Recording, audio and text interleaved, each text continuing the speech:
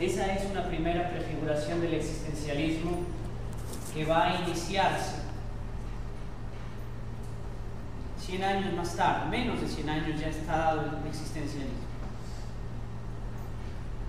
El existencialismo es una teoría filosófica, la última escuela filosófica que existe, la última. Ya lo que viene después no es filosofía.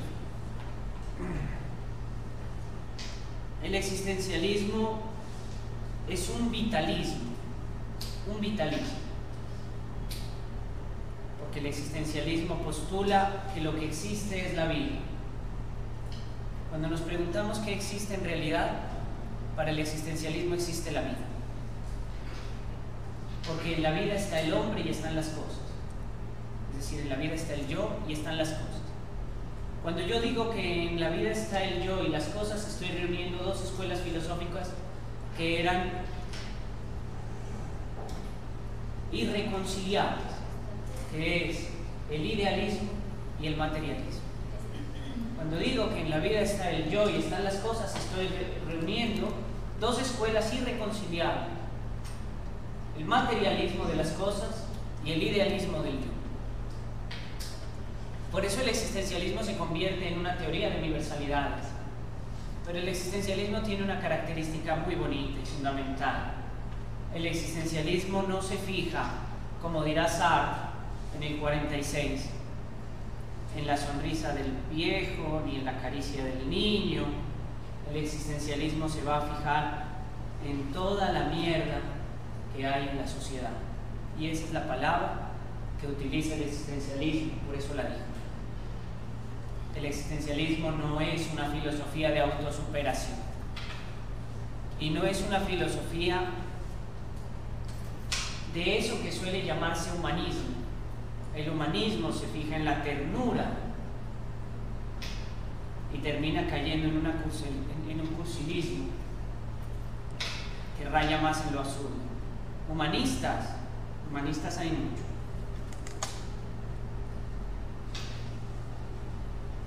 Para no darle más al pobre Morán, démosle hoy a Walter Rizzo. Parientes, pensamiento, los mismos. Entonces, todo el cursilismo de Rizzo, que se vende como una cosa, un pan caliente, dice.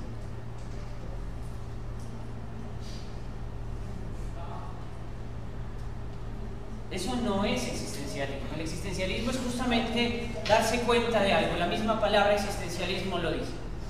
El existencialismo es salir de la cisterna, existere, salir del hueco donde está el hombre. El hombre vive una existencia pobre, una existencia terrible, porque no se da cuenta de que existe siquiera.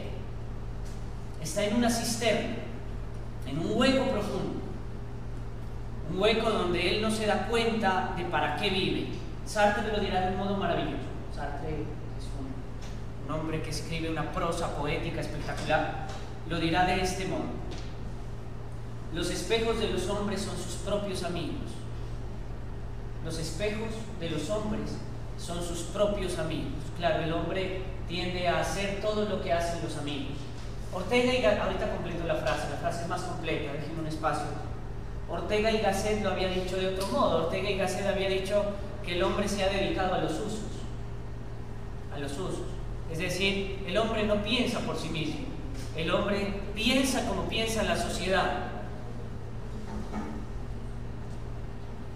Ortega y Gasset dice que hemos caído en una masa, no porque seamos muchos, sino porque no tenemos forma.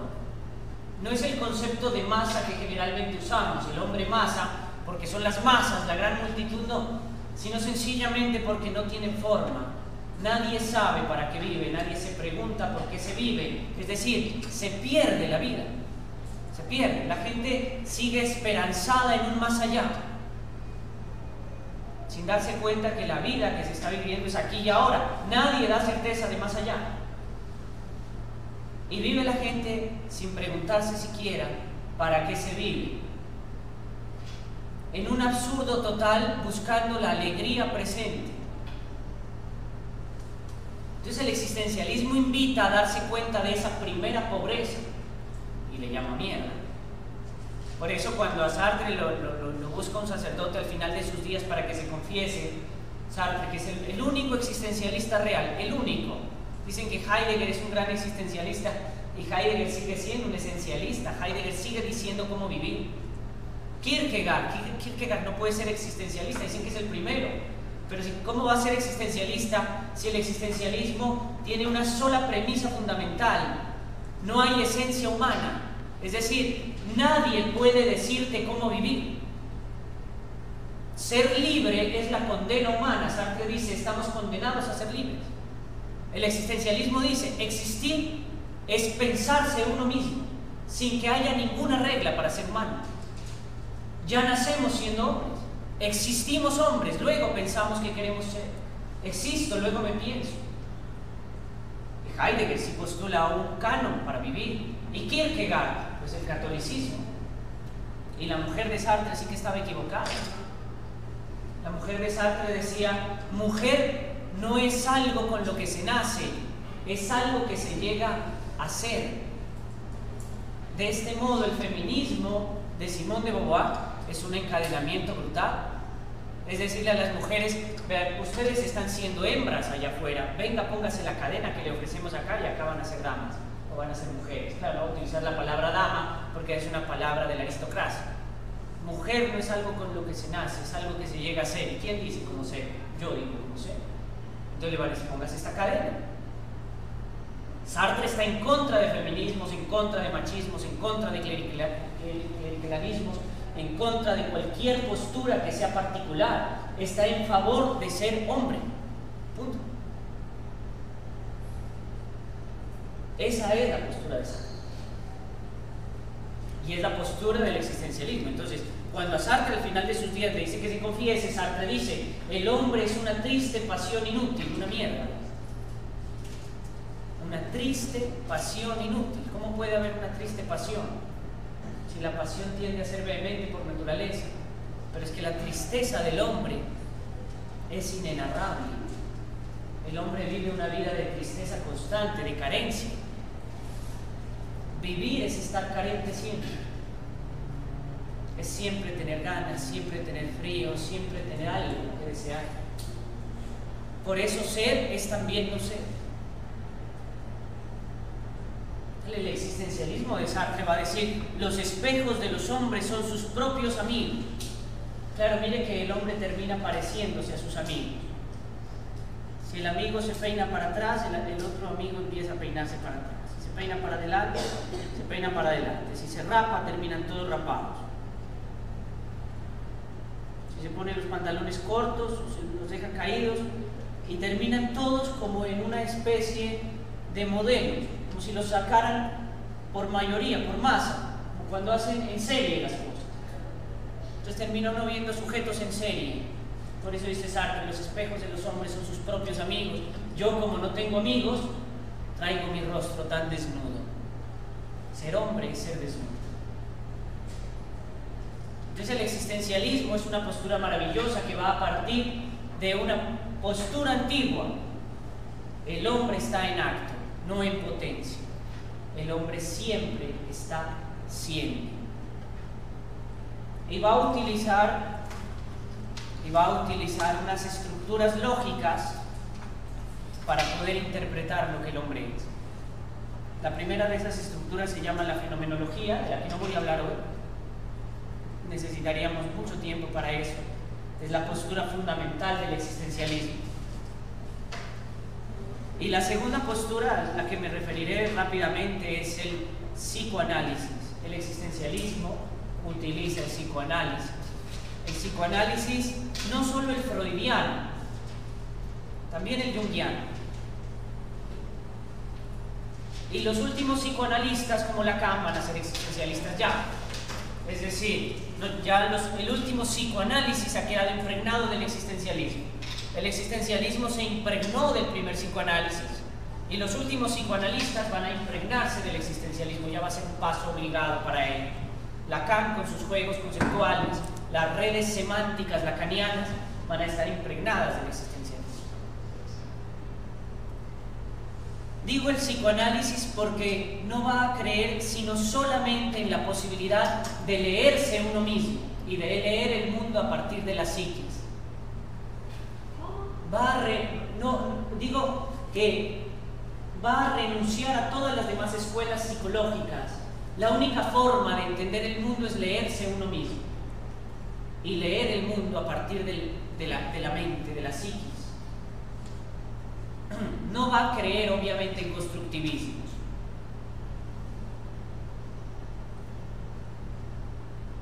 No hay conciencia de la conciencia, no existe conciencia de la conciencia.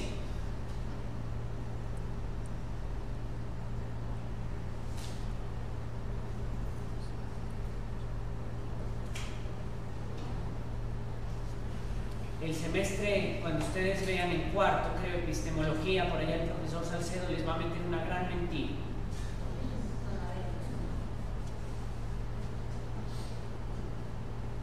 Es la mentira del constructivismo. Van a decir que hay conciencia de la conciencia. Eso se llama metacognición. No puede haber metacognición, por una sencilla razón. Porque si hubiera una conciencia vacía, tendría que haber una conciencia analítica de la conciencia vacía.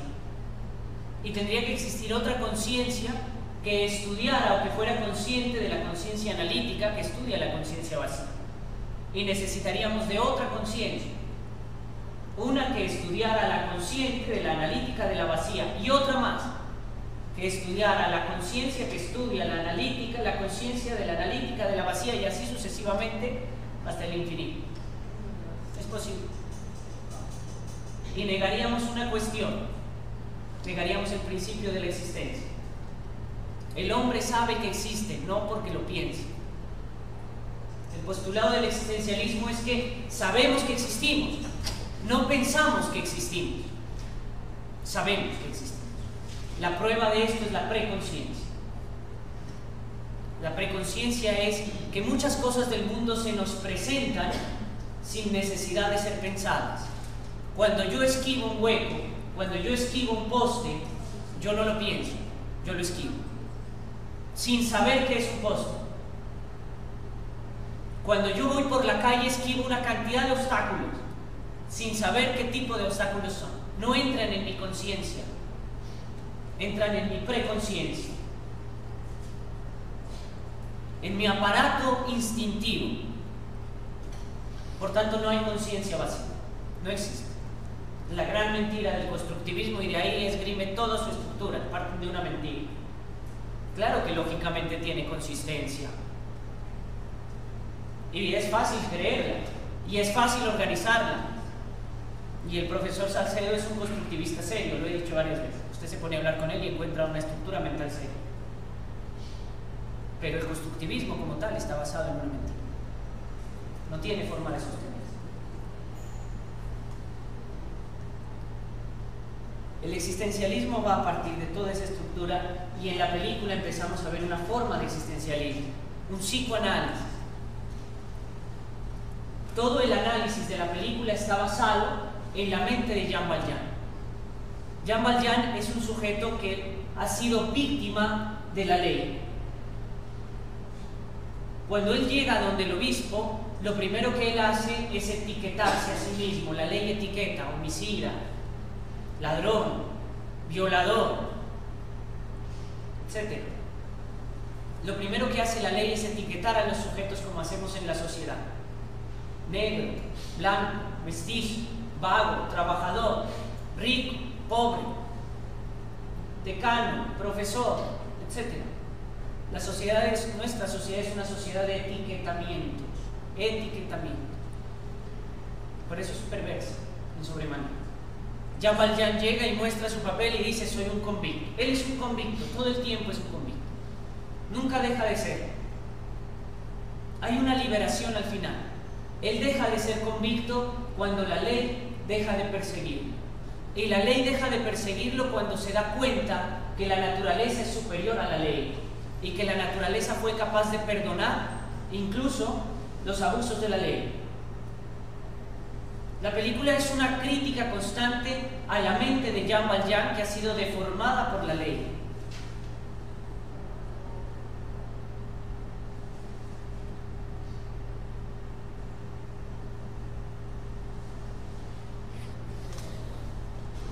En esa dialéctica se va a desarrollar.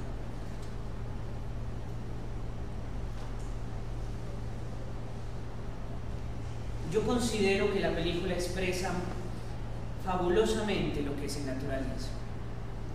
Yo les decía la clase pasada o antepasada, antes de ver la película, cuando vimos la primera parte, cuando se muestra el cambio de Jean Valjean.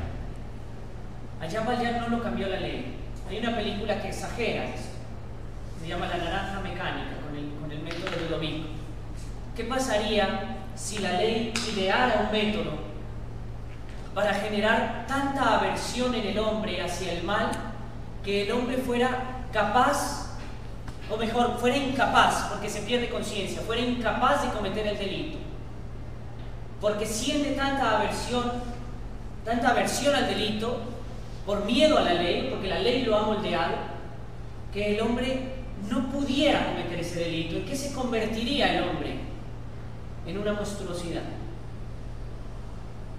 Uno, después de ver La Naranja Mecánica, termina amando más al delito que al último sujeto que queda, que al sujeto reformado por el método Ludovico. Porque esto es lo que va a expresar Kant en la misma época en que está gestándose la revolución. El hombre puede llegar a comprender que necesita ser bueno, no por temor, sino por esperanza. El hombre necesita entender que puede actuar conforme a lo que es bueno, sin necesidad de la ley. Es lo que se muestra en ese diálogo del final de la película del abogado del diablo, que es genial. ¿Por qué el derecho?, le pregunta Lomax a Milton. ¿Por qué el derecho? Milton le dice, porque es el nuevo sacerdocio. Ojalá estuviéramos allí. ¿Cómo así el nuevo sacerdocio? El abogado, en el momento en que la ley pierda el sentido de coerción, el abogado entraría a ser el llamado a decir qué es lo bueno y qué es lo malo. No a decir qué sucede si cometes lo bueno o lo malo, sino qué es lo bueno y qué es lo malo. Es decir, sería el sujeto político por naturaleza, el verdadero político. No el sujeto político del que hablaba Aristóteles, porque ese es otro sentido. Entonces la película va a desarrollar ese sentido de Jean Valjean, en tanto que es capaz de cambiar porque comprendió su naturaleza. Jean Valjean comprendió que no era malo. Por eso es genial la frase del obispo. Dice Jean Valjean: hermano, con esta plata he comprado tu alma. Te he sacado del miedo. ¿Cuál miedo? El miedo a la ley. Y allí es donde Jean Valjean empieza a construir una vida distinta. Decía un decano malo que yo tenía, que tuve alguna vez, decía, para meternos miedo, decía: los hombres pasan, las instituciones permanecen. Mentiras, mentiras. Un solo sujeto causó la Segunda Guerra Mundial y casi acaba con el mundo. Uno solo tiró el muro de Berlín, uno solo. Dios, no pensemos que las instituciones permanecen, los hombres pasan. Mentiras, los hombres quedan. Los hombres son los que quedan en la memoria. ¿Quién no conoce a Kant? ¿Y quién sabe dónde vivió y trabajó Kant? A ver, ¿dónde fue el profesor Kant? ¿Dónde vivió Kant? Pero todos lo han escuchado nombrar. Y la universidad donde trabajó Kant es hoy famosa gracias a Kant. Y la universidad donde trabajó Leibniz es hoy famosa gracias a Leibniz. Y se la peleaba Niels Bohr porque Leibniz tuvo la cátedra que Niels Bohr quería, la que nunca pudo acceder. No porque fuera la Universidad de Leipzig. ¿Qué carajos es la Universidad de Leipzig? Era la cátedra que constituyó Leibniz, la que quería Niels Bohr, el creador de la física cuántica. No es cierto que las instituciones permanecen. Una institución no es nada. somos los sujetos. Por eso hay que esmerarse en ser bueno. Acuérdense de esto y con esto ya nos dejo en paz. Una sola cosa nos diferencia: ser buenos. Hagan lo que sea, quiera que hagan, pero háganlo bien, esmérense. Hay algo fundamental en la cultura antigua japonesa. Qué bonito eso. Perfeccionar lo que uno hace día tras día, por humilde que fuera. Buscar en todo la estética, la belleza. Vivan estéticamente. Ojalá tuviéramos un país así. Ese es el principio de la revolución intelectual. Que cada sujeto busque en su vida la estética. El sentirse bien, eso es estética. Sentirse bellamente, mirar las cosas que uno hace y encontrar en todo la belleza, la estética. Eso sería una sociedad en donde 20 años después, si viviéramos estéticamente, diríamos sin temor: somos la raza superior. Ahí sí la somos. Una raza que ha encontrado en la vida cotidiana la estética. Bueno, yo